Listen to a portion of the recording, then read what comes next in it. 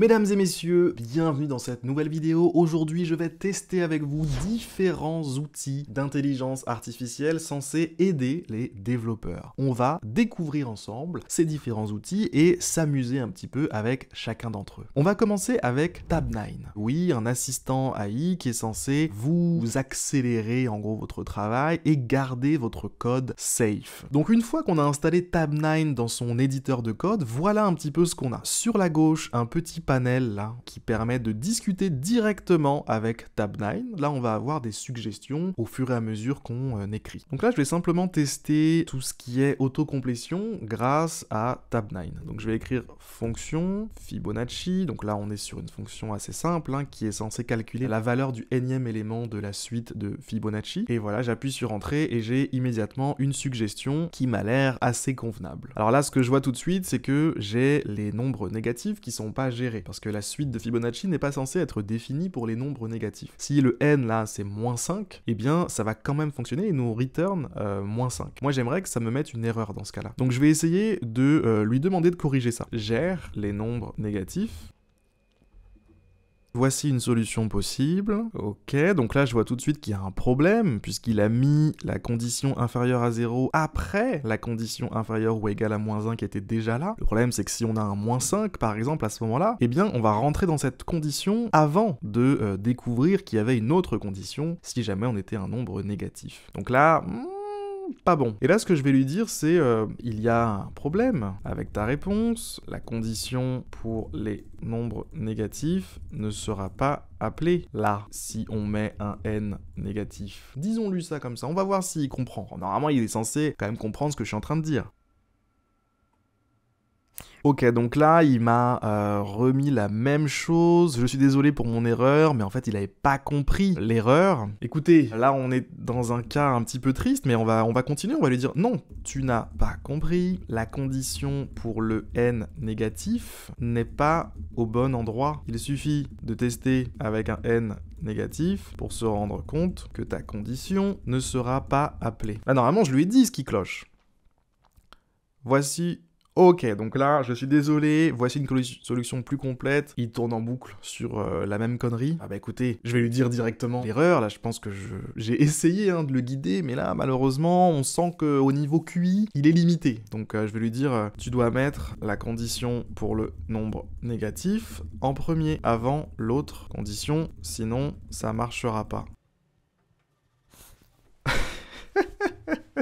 Mais qu'est-ce qu'il me raconte là? Je suis désolé, mais je ne peux pas faire cela, car cela rendrait la fonction inutilisable pour les nombres positifs. Mais n'importe quoi. Et là, je pense, on est dans un cas où typiquement, il est rentré dans une impasse et il n'arrive pas à s'en sortir. Et ça, c'est typique un petit peu du comportement d'un GPT 3.5 d'il y a un an, quoi. On lui demande une solution à un problème et très rapidement, il va s'embourber dans des sables mouvants. Là, il a l'air de pas vouloir comprendre ce que je lui dis, quoi. Donc là, on est sur un outil censé nous aider qui se fout clairement de notre gueule. Donc ouais, un petit peu déçu là-dessus par Tabnine. Ce que je vais faire là maintenant, c'est que je vais lui demander une suite de tests qui va me permettre de tester cette fonction Fibonacci. Écris-moi une suite de tests pour la fonction qui testera les différents cas possibles. Je vais quand même prendre sa fonction merdique. Voilà. Normalement, il devrait me parler aussi dans ses tests.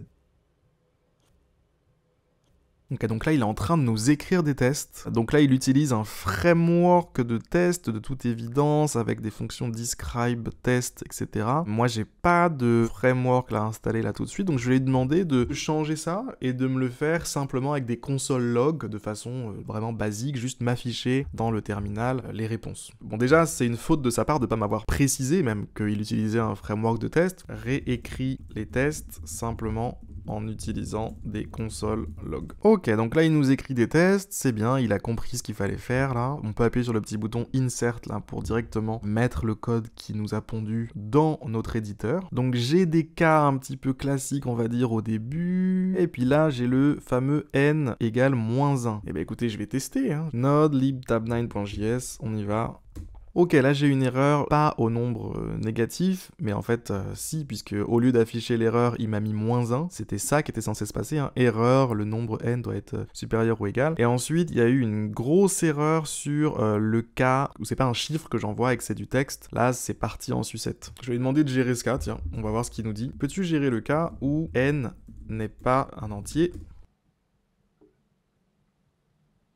Ok, il a bien mis le cas, mais encore une fois, il l'a pas mis en premier, quoi. C'est-à-dire que sur un malentendu, si la comparaison, là, elle est effectuée, ça peut juste nous faire une erreur avant, en fait. Bref, pour moi, on est quand même sur des solutions un peu merdiques, hein. On va quand même essayer de faire tourner le code pour voir. Ok, ça a fonctionné. Je suis pas fan, honnêtement. Il aurait fallu quand même tester ça, tester le fait que c'est un number avant toute chose, et puis ensuite tester que c'est un nombre négatif aussi avant toute chose, puisque pour moi, c'est les cas d'erreur, on les teste avant d'essayer de faire des traitements. On est moyen là pour Tab9, c'est assez triste là ce qui s'est passé, le blocage là sur le nombre négatif, les conditions qui sont pas placées aux bons endroits, je trouve ça assez mauvais, hein, clairement. Bon bah écoutez, voilà pour Tab9, franchement je suis tenté de le mettre quand même dans bof, non pas voilà que je veux cracher sur le travail des gens qui ont créé cet outil, c'est du boulot, hein, j'en ai conscience, mais on est quand même sur quelque chose d'assez moyen. Après pour l'autocomplétion, je pense qu'on est sur quelque chose d'assez correct, mais toute la partie chat là, on peut pas s'appuyer dessus quoi. C'est trop fragile, trop léger. Alors ensuite, ChatGPT, vous connaissez certainement déjà. J'ai essayé de demander la même chose que j'ai demandé avec Tab9, ça s'est très bien passé. Après pour la condition d'erreur avec le chiffre négatif, il a très bien compris ce que je lui demandais, il a mis la condition au bon endroit, il a pas juste rajouté un if, il a fait un groupe de if et else, tout ça c'était très bien fait, hein. Pour tout ce qui est test, il a très bien géré le truc aussi, il a fait des groupes de tests avec des petits commentaires aux bons endroits, etc. etc. Ensuite, je lui ai même demandé de créer un tableau de fausses données aléatoires pour tester un petit peu sa créativité et il a été très bon aussi là-dedans. Mais je dirais, si je devais trouver un mais à ChatGPT, c'est qu'il reste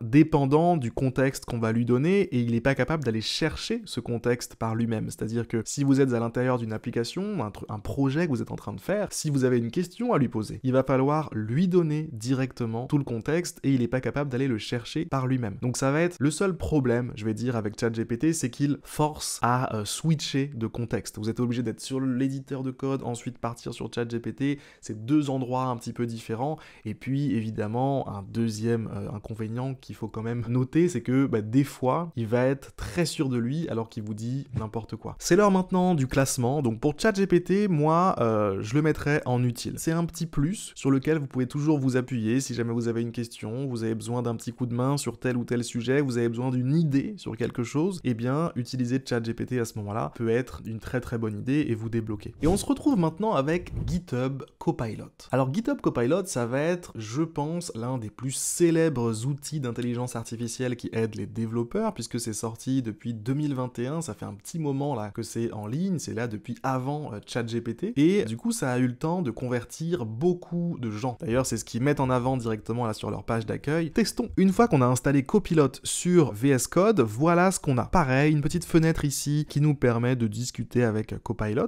Et puis, on va avoir à l'intérieur de l'éditeur ici un outil d'autocomplétion. Et en plus de ça, attention, c'est pas tout, on a aussi un outil qui permet de demander à Copilot de faire quelque chose, ici, à l'intérieur de votre éditeur. Ce que je propose, c'est qu'on essaye ça tout de suite. Écris-moi la fonction Fibonacci n en JS, qui calcule la valeur du nème élément de la suite.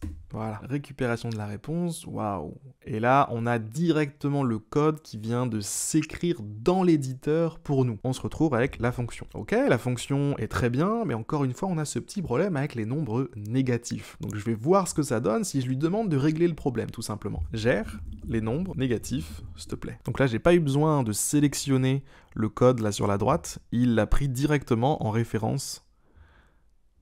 D'accord, pour gérer les nombres négatifs, nous pouvons ajouter une condition au début de la fonction pour vérifier si le nombre est négatif. Si c'est le cas, nous pouvons retourner une erreur ou une valeur par défaut. Voilà comment vous pouvez le faire. Et bim, excellent. Écoutez, voilà, j'ai rien à dire, hein. Il a compris ce qu'il fallait faire, il a mis la condition d'erreur en premier, et ça c'est juste crucial en fait, hein. Tout à l'heure, c'était n'importe quoi hein, de mettre la condition après. Très bien. Je lui ai demandé aussi de gérer les cas, pendant qu'on y est, où n n'est pas un entier. Peux-tu gérer les cas où n n'est pas un entier? Ok, il nous a donné juste les conditions d'erreur au début. Ça se tient, très bien. Hop, je vais juste le mettre correctement. Bah alors c'est pas mal, mais j'ai l'impression que la fonction est un peu moche là du coup. Je vais lui demander de voir s'il peut refactorer la fonction. Peux-tu refactorer la fonction pour la rendre plus élégante? Alors là, il l'a rendue plus élégante, oui, mais il a changé le fonctionnement. C'est-à-dire qu'il est parti sur une version itérative plutôt qu'une version avec récursion. Alors, je vais lui demander de changer le truc pour qu'il n'y ait pas de récursion, tout en gardant la récursion. Ok. Alors je vois pas en quoi c'est vraiment plus élégant, personnellement. Parce que là, si j'accepte... Après, c'est vraiment pratique ce truc de pouvoir accepter, etc. Ça, j'adore, hein, franchement. Par contre, là, je vois pas... Oui, c'est peut-être un peu plus lisible, mais... Bon... Pourquoi pas? Je pense qu'a priori, c'est quand même une question de point de vue. Moi, j'aurais aimé, en fait, qu'ils me mettent ça ensemble et qu'ils me mettent les conditions d'erreur aussi ensemble. Par exemple, là, qu'ils nous mettent un ou... Et puis, dans tous les cas, on nous met une erreur en fonction du problème qui a été constaté.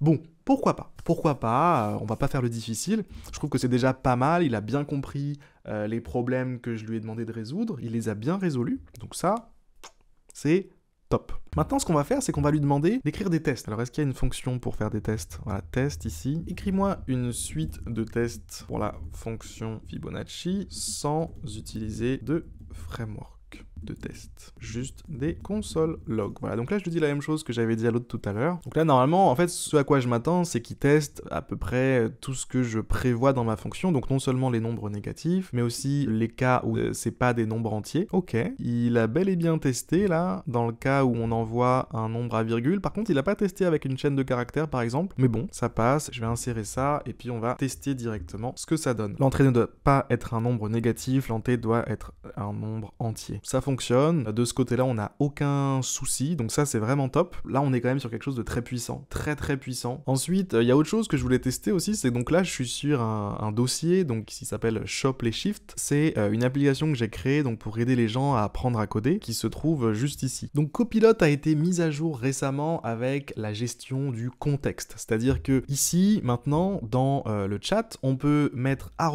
@workspace et poser des questions à propos de tout l'environnement de travail. C'est-à-dire qu'avant, ce qui était un petit peu chiant, c'est que Copilot ne travaillait que sur le fichier qui était ouvert, et on avait toujours ce problème un petit peu de contexte, vous savez, pour lui donner plus de contexte, il fallait aller sur ChatGPT pour mettre plusieurs fichiers, lui expliquer, etc. etc. Là, maintenant, on peut tout faire sur Copilot, parce que Copilot a directement le contexte. Donc ça, c'est assez fou, c'est-à-dire que tous les fichiers de votre projet sont directement là, pris en compte dans la question que vous allez poser à Copilot. Donc on va lui poser une question, dans quel fichier et à quel endroit pourrais-je créer une fonction qui liste les vidéos déjà vues par un utilisateur. Ok, donc vous avez vu, là on a collecte de la structure de l'espace de travail, décider des informations à collecter, collecte des informations. Donc là il y a toute une réflexion sur les fichiers qu'on a dans notre environnement de travail. Et donc là, il nous liste même les fichiers qu'il utilise pour répondre. Vous pouvez créer une fonction pour lister les vidéos déjà vues dans le modèle user, qui se trouve dans le fichier app model user.rb. Cette fonction pourrait ressembler à ceci. View videos, excellent. Cette fonction retourne une liste de vidéos que l'utilisateur a déjà vues. Elle utilise la relation user vidéo pour trouver toutes les vidéos marquées, puis elle map vidéo pour convertir la liste en une liste de vidéos.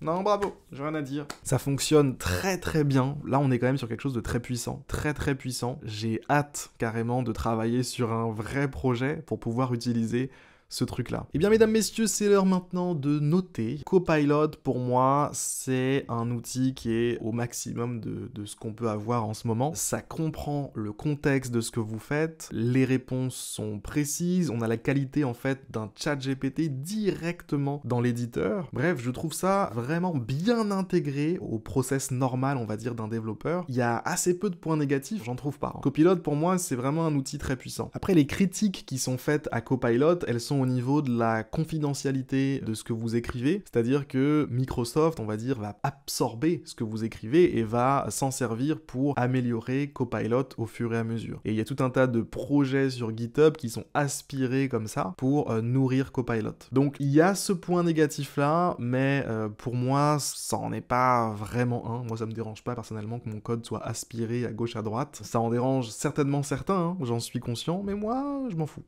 Alors ensuite, il est temps de parler de Bard. C'est la version Google de ChatGPT. Vous avez un genre de ChatGPT, mais sur un thème un peu plus clair. Et puis, vous verrez aussi que par défaut, les réponses s'affichent directement comme ça vous saute au visage. Ce que j'ai testé avec Bard, c'est exactement la même chose que j'ai testé avec ChatGPT. J'ai eu des résultats assez similaires, j'ai pas pu trouver de grosses différences, à part qu'il m'a beaucoup plus raconté sa vie, Bard, que ChatGPT. Et puis, globalement, l'expérience, voilà, il y avait des petites nuances qui font que Bard est légèrement moins bon sur quelques trucs à gauche à droite que ChatGPT. J'ai pas pu trouver d'exemple vraiment très précis, mais franchement, si j'ai le choix entre les deux, eh ben j'utiliserais simplement ChatGPT parce que je trouve que l'outil est un petit peu plus en avance, un tout petit peu plus mature, un tout petit peu plus mieux fait, tout simplement, voilà. D'ailleurs, c'est marqué là, un Bard expérimental, hein. C'est marqué noir sur blanc, ou plutôt bleu sur noir ici. Je ressens cet aspect expérimental, je sens que c'est pas l'outil qu'est ChatGPT, avec la résonance que ça a, etc. Bref, je préfère ChatGPT, tout simplement. Donc Bard, je vais vous le mettre en utile aussi, parce que je trouve que c'est tout aussi utile que ChatGPT, c'est juste que ChatGPT me semble plus doux à l'utilisation. Ça reste assez subjectif, hein, je vous le conçois. Et nous passons maintenant à AWS Code Whisperer. Alors Whisperer, ça veut dire quoi déjà? Ça veut dire chuchoteur, donc le chuchoteur de code. On est sur un petit lutin comme ça qui vous dit « Ouais, non, il faut que tu mettes une fonction ici. » Voilà, ce genre d'ambiance. Alors, Code Whisperer, il n'est pas tout seul, puisque une fois que vous l'installez dans votre éditeur de code, il vient avec Amazon Q. C'est le nom de l'outil avec lequel il vient. Souvenez-vous, hein, avec les autres, avec Copilot, avec Tab9, on avait d'un côté un truc qui permet de faire de l'autocomplétion, etc. dans l'éditeur de code, et sur le côté, on avait un chat. Et ben en fait, ici, les deux sont séparés. On va voir le Code Whisperer dans l'éditeur de code qui va vous faire des suggestions, etc. Et sur le côté, on va avoir le Amazon Q qui peut vous répondre à vos questions, etc. etc. Donc ce qu'on va faire, c'est directement faire les mêmes tests que tout à l'heure. Je vais lui demander, écris-moi la fonction Fibonacci n qui calcule la valeur du nème élément de la suite de Fibonacci. Hop. Il s'excuse, mais il semble que ma requête a l'air au-delà de son domaine d'expertise. Ok, ouais, pourquoi pas. Bah écoutez, voilà, c'est au-delà de son domaine d'expertise, c'est pas grave. On va essayer peut-être l'autosuggestion dans l'éditeur de code directement. Un commentaire, bah, je vais dire une fonction qui calcule le nème élément de la suite de Fibonacci. Hey, regardez, il a capté. Ah, donc Amazon Code Whisperer comprend, hein, mais le Q, il est un peu plus dur d'oreille. Voilà, donc regardez, je n'écris rien. Là, c'est simplement de la suggestion. Voilà, donc Fibonacci n inférieur à 2, L. Excellent, excellent les gars, super. Donc maintenant qu'on a ça, on va peut-être pouvoir utiliser Q cette fois pour gérer les nombres négatifs, voilà, les fameux nombres négatifs. Peux-tu gérer les nombres négatifs, s'il te plaît?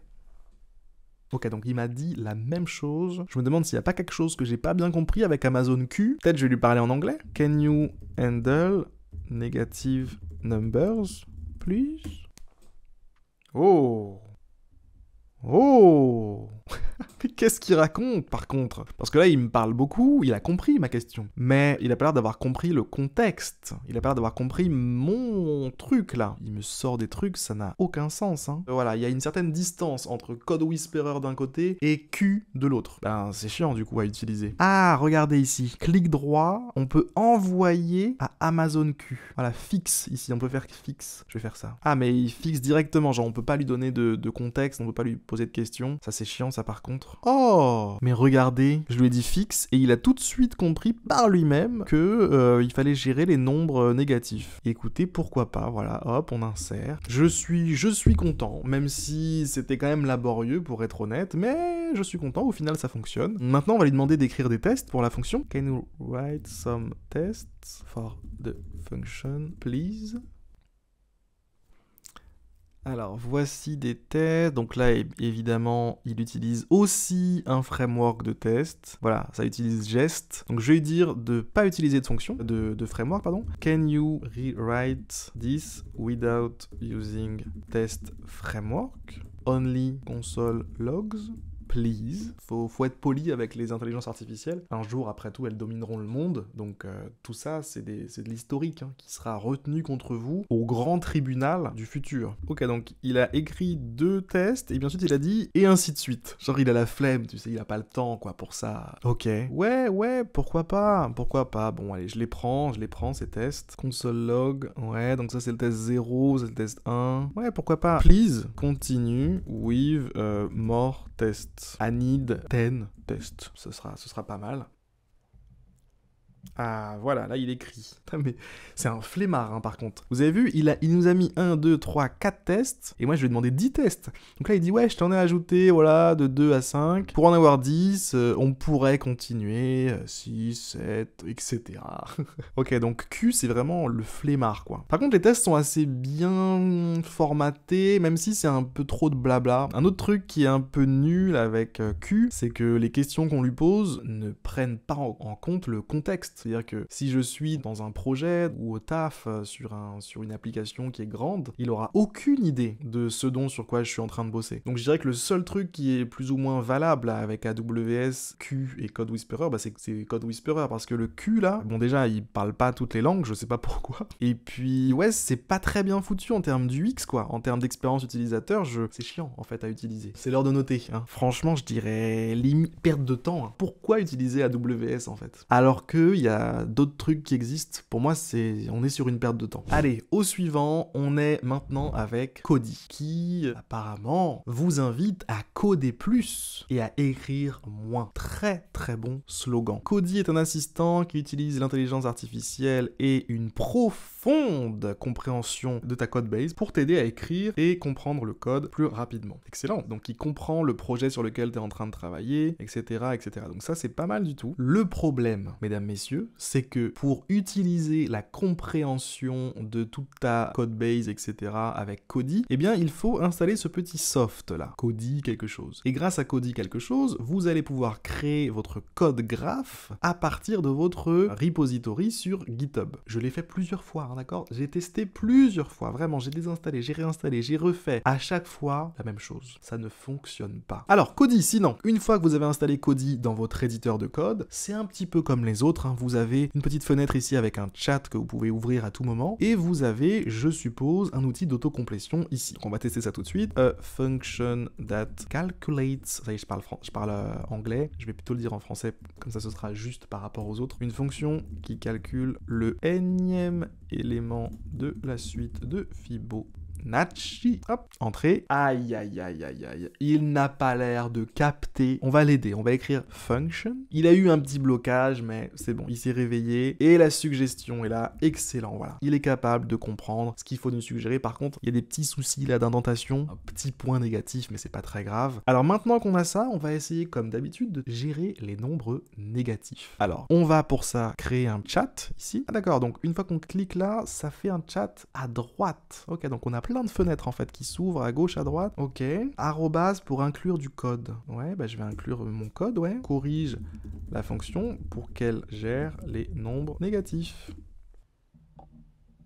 Une fonction qui calcule le HTML. Oh, stylé, il a même changé le commentaire. Ça, c'est pas mal. Fonction Fibonacci, il a mis la condition au bon endroit. Ok, bah écoute, je trouve ça honnête. Mettons, si le code fonctionne, c'est déjà bien. Pour gérer les nombres négatifs, j'ai ajouté une fonction qui retourne -1 si n est négatif. Non, franchement, pas mal du tout. Bah maintenant, on va lui demander d'écrire les tests. Maintenant, écris une suite de tests pour la fonction sans utiliser de framework de test, s'il te plaît. Alors, on lui dit directement de ne pas utiliser de framework de test. Ok, cas positif, cas négatif, valeur non entière, cas limite, wow, c'est pas mal du tout ces tests là. Par contre, en fait c'était bien jusqu'à ce qu'il nous fasse le truc à la fin là. Regardez là, il y a des console logs où il va tester donc true, false, true, etc. Et normalement tant que c'est true c'est ok. Par contre, là d'un coup il tente un truc, résumé des tests. Et donc là il va passer dans test, mais test c'est un tableau qui n'existe pas. Ah c'est malheureux, c'est malheureux. Test est un tableau qui n'existe pas monsieur. Si j'essaye en fait, fait, ça devrait pas marcher, et je vais le faire quand même, hein. Et voilà, on a tout simplement une erreur. C'est pas mal, parce qu'au final, ça a géré vraiment une belle variété de cas. Je m'attendais pas à autant de tests par rapport aux autres outils qu'on a pu tester, qui nous sortaient des tests, bon, voilà, rien de folichon, rien de foufou. Mais là, pour le coup, on a vraiment pas mal de tests. Après, il est parti en couille avec ça, je sais pas pourquoi il a fait ça, mais bon, on va l'enlever, on va lui accorder, quoi, une petite erreur, c'est pas grave. Je suis assez satisfait, là, des tests. On a eu du bon travail, là, de la part de Cody. Vraiment, le seul problème, là, pour Cody, c'est cette histoire de graphe de ton projet qui ne fonctionne pas. En tout cas, chez moi, ça n'a pas fonctionné. Je pense que sinon, on serait sur quand même un outil assez correct. Parce que les tests ont été assez bons, le chat fonctionne pas trop mal, il comprend bien le contexte, on peut facilement linker des fichiers, etc. Bref, c'est plutôt bien fait, plutôt efficace. En plus de ça, il me semble que ça a été mis à jour, là, récemment. Donc, c'est pas mal. On est sur un outil à jour qui, voilà, c'est correct. Et nous arrivons, mesdames, messieurs, au dernier outil de notre liste, et non des moindres, puisqu'il s'agit de Codium. L'idée, c'est non pas, comme tous les autres, de faire de la suggestion, l'autocomplétion, le machin, le petit chat sur le côté, etc. Non, mesdames et messieurs, la spécialité de Codium, ça va être les tests. C'est parti. Allons-y, mesdames et messieurs. Donc, on va commencer tout de suite par créer cette fameuse fonction Fibonacci, encore une fois. D'ailleurs, est-ce que je peux demander ici, écris-moi la fonction Fibonacci n... Non, ça ne fonctionne pas, puisqu'il faut du code comme matière première. Donc là, j'ai pas de code, et je l'ai dans le HUC. Donc on va ici, et là, on va faire get improve. Voilà, improve, c'est pas mal. Et là, je vais lui dire, gère les nombres négatifs, s'il te plaît. Ok, donc en fait, c'est pas ce à quoi je m'attendais. Donc là, vous avez vu, en fait, il nous a proposé les différents trucs qu'on pourrait faire pour améliorer la fonction. Et donc, peu importe ce qu'on dit après, en fait, je pense qu'il suffit de faire /improve, on a des suggestions. Donc là, j'en ai une première, important, performance, optimisation. Donc là, je suppose, use dynamic programming, je suppose qu'il s'agit de faire un truc qui utilise pas la récursion, je pense. Donc attendez, on a ça aussi, c'est-à-dire qu'il va le faire, là. Ok, très intéressant. On va voir ça juste après. Ici, les negative input, tout à fait, ouais. Add input validation, ok, super. Donc ça, c'est pour gérer tout ce qu'on pourrait mettre comme conneries en N. Et des commentaires pour expliquer, eh ben, ma foi, ça me semble très bien. Donc qu'est-ce qui se passe ici? Si je clique sur include in refactoring, donc là, je vais le tenter. Ok, donc ça vient de s'inclure quelque part, je sais pas exactement où, ça c'est un petit peu bizarre, mais juste après, regardez, j'ai start refactoring. Donc vous savez quoi? Je vais l'enlever parce que je sais même pas exactement ce que ça va faire. Je vais mettre les autres. Negative input, on va le mettre. Validation pour ce qui n'est pas des nombres entiers, on le met. Gérer les erreurs pour des inputs bizarres qu'on pourrait mettre, on va le mettre. Et ajouter des commentaires pour expliquer la fonction et ce qu'elle fait, on va le mettre aussi. Et donc là, je vais appuyer sur Start Refactoring. Ok. Allez. Oui! Il a réussi, les gars. Show diff. Oh, apply. Mais c'est pas mal du tout, dis donc, il a bossé. Mais il a même un peu trop bossé là. Où est-ce qu'on calcule Fibonacci? Ah, c'est là. Carrément, je retrouverai même plus le cœur de la fonction, il est devenu tout petit. Ok, très bien, franchement, très bien. Je demande juste à voir si tout ça, ça fonctionne bien. Ce qu'on va faire là, c'est qu'on va demander des tests. Ah, on peut ajouter des options. Ok, super. Bah écoute, teste les différents cas possibles, tout simplement. Ok, donc là, regardez ce qui vient de se passer. Ça a ouvert un test panel là sur le côté droit. Donc là, on a encore une autre fenêtre. Voilà, c'est un peu chiant, mais bon, c'est pas grave. Donc on a configuration ici, test framework. Ok, donc là, on peut choisir son framework de test. Monsieur, dis donc. Additional utility library, référence test example. Ok, on peut lui donner des références. Ok, nombre de tests. Ok, donc là, il a couvert 18 comportements apparemment. Et donc là, on a la liste pour input égale 1, 0 égale 1, égale 2, inférieur à 0, ouais, intéressant, top. Supérieur à 100, super, quand c'est pas integer, quand c'est pas un entier. Franchement, attends, mais pourquoi il y a marqué 18 behavior? Ah, les behaviors, ils sont là. Ah, regardez, là on a la liste des comportements possibles. Donc ici, il a créé des tests pour ces comportements-là, non négatifs, non integer. Celui-là, il l'a pas fait. Et on peut cliquer là pour qu'il le génère. Là, j'appuie et ça vient de me créer le test dans la partie des tests. Excellent. Là, c'est les cas bizarres. Donc là, il y a ceux qu'il a testés par défaut. Là, c'est ceux qu'il a pas fait. Là, il nous met même d'autres... Non mais les gars, c'est pas mal, honnêtement. Moi, je trouve ça pas mal du tout. En plus, le fait qu'ils te proposent un framework de test, etc., qu'ils les écrivent pour toi, que tu puisses ensuite les prendre ou pas les prendre, t'es pas obligé, tu vois, ils te pompent pas non plus le gros morceau, et puis après, c'est à toi de te démerder, copier-coller et tout. Là, en fait, t'as une espèce d'interface où t'es plus ou moins guidé. Je trouve ça pas trop mal foutu, quoi. Franchement, c'est pas mal du tout. En tout cas, pour tout ce qui est écriture de test, on est sur un outil qui va pas tout faire, quoi. C'est pas un truc qui va tout faire pour vous, qui va prendre la main à votre place et qui va s'insérer, même quand vous êtes en train d'écrire du code, il va écrire à votre place et tout. Non, là, on est vraiment sur un truc où vous avez la main, vous gardez la main, c'est à vous de choisir là ce que vous voulez faire. Si ça se trouve, vous pouvez vouloir changer le test ici. Regardez, on peut directement changer ce petit morceau du test seulement. Donc je trouve ça vraiment pas mal. Alors, est-ce que je peux avoir ces tests du coup sans framework? Non, j'ai pas l'impression que je puisse avoir uniquement du console log. Je pense que c'est pas vraiment faisable. Après, dans la vraie vie, c'est rare que tu veuilles tester un truc avec du console log, hein, clairement. Je vais lui demander là si je peux le faire quand même. Don't use a test framework. Only console logs. Please. Regenerate. Oh, mais il a capté. Mais il est fou. Il est fou. C'est vraiment bien. J'aime beaucoup. Hein. Non, j'aime beaucoup. Donc là, si je vais dans Behavior, là, je peux tous les générer si j'ai envie. On en a rien à foutre, quoi. C'est parti, on génère, mon ami. Hop, bim, bam, boum. Ok, donc là, ce que je peux faire, c'est faire tourner tous les tests. Je peux aussi copier tous les tests. On peut directement les faire tourner, les tests, là, comme ça, là. Attendez, je vais essayer avec celui-là. Run and autofix. Alors, on va faire run, juste déjà. Test will be... Ouais, on sait pas trop ce qui se passe, là.